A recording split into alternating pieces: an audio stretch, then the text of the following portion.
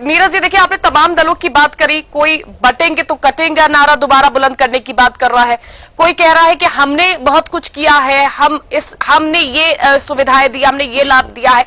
लेकिन अगर हम दिल्ली की जनता किसमें फायदा देख रही है, लेकिन सब अपना फायदा बता रहे हैं, अपना बता रहे हैं कि हम ये सब करते हुए, लेकिन दिल्ली की जनता का किस पे फायदा है, आपको क्या नजर आ रहा है इस वक्त? और सीएम योगी के आदित्यनाथ की एंट्री के बाद आपको लग रहा है क्या कुछ मेजर बदलाव, मेजर इंपैक्ट होता हुआ? देखिए कीर्ति जी, थोड़ा सा हम पीछे चलना चाहेंगे। जी बिल्कुल। इससे पुराने वाले चुनाव की हम बात करेंगे। उस समय भारतीय जनता पार्टी और आम आदमी पार्टी दोनों का जो कैलकुलेशन रहा वो ये है कि भारतीय जनता पार्टी को 39% वोट शेयर रहा और वो 8 सीटें विधानसभा की जीती।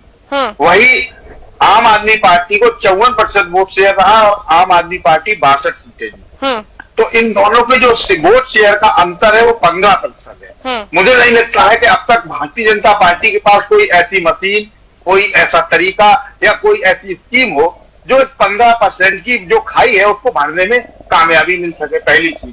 दूसरी बड़ी बात कि अरविंद केजरीवाल दिल्ली के मुख्यमंत्री हैं, दिल्ली में 10 साल से सत्ता चला रहे हैं। दिल्ली की जनता जब देश का चुनाव होता है तो देश का प्रधानमंत्री चुनती है और जब प्रदेश का चुनाव होता है तो प्रदेश के मुख्यमंत्री को चुनती है। दिल्ली की जनता का ये फंडा है।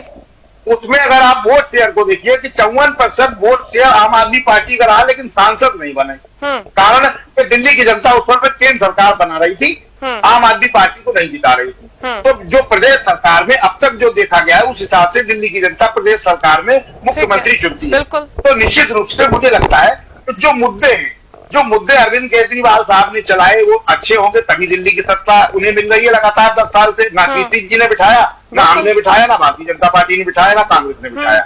हर आदमी अपने अपने मैदान में था।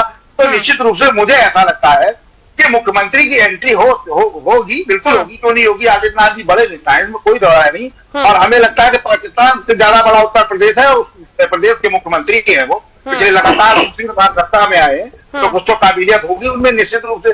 लेकिन वहां की जनता भी दिल्ली की समझदार है। दिल्ली की जनता को ये फैसला लेना है कि वो बहकावे में आएगी कि मुद्दों पे काम करेगी। जिस तरह से प्रधानमंत्री जी स्वयं वहां गए, आपने भी कहा, प्रधानमंत्री जी ने कहा कि अरविंद केजरीवाल जी ने, आम आदमी पार्टी ने जो स्कीमें चला रखी है मैं उनको बरकरार रखूंगा, उनको कैंसिल नहीं करेंगे। इससे साफ जाहिर होता है, क्योंकि पूरे देश में मोदी जी की गारंटी चलती है, भारतीय जनता पार्टी में नहीं चलता। तो मोदी जी जब ये मान रहे हैं, स्वीकार कर रहे हैं और कह रहे हैं कि हम अगर सत्ता में आए तो ये सारी योजनाएं चलने दी जाएंगी, इसका स्पष्ट संदेश जाता है। देश की जनता समझदार है कि जो अरविंद केजरीवाल की योजनाएं है वो निश्चित रूप से अच्छी है। चाहे वो मोहल्ला क्लिनिक हो, चाहे आप फ्री महिलाओं को बस यात्रा हो, चाहे तमाम सारी जो उनकी योजनाएं। आप इतने सारे आरोप लगा रहे हैं आम आदमी पार्टी पे। आपने एक चीज जान लीजिए कि दिल्ली की सरकार एक हाथ की है, एक हाथ आम आदमी पार्टी का, एक भारतीय जनता पार्टी का। अगर अरविंद केजरीवाल ने घोटाले किए, उल्टे सीधे काम किए, दुनिया की चीजें, वो मुद्दा है, तो आपने एलजी के कहते उनके खिलाफ कार्रवाई क्यों नहीं कराई? क्योंकि सब मामला झूठा है। आप ये देखिए, ईडी सीबीआई महीनों देर रखी, 200 रुपए की बरामदगी नहीं है। कहां गया इतना बड़ा घोटाले में पैसा?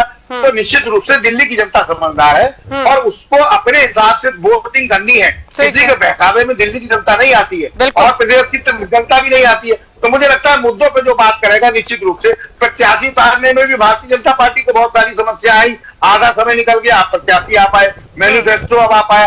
तो मुझे लगता है जो आज के हालात लग रहे हैं, आम आदमी पार्टी की स्थिति मजबूत है। अब आगे जनता की स्थिति क्या है, जनता किसके साथ जाती है, जनता निर्णय लेगी। बिल्कुल नीरज जी, देखिए आपने जो पॉइंट्स रखे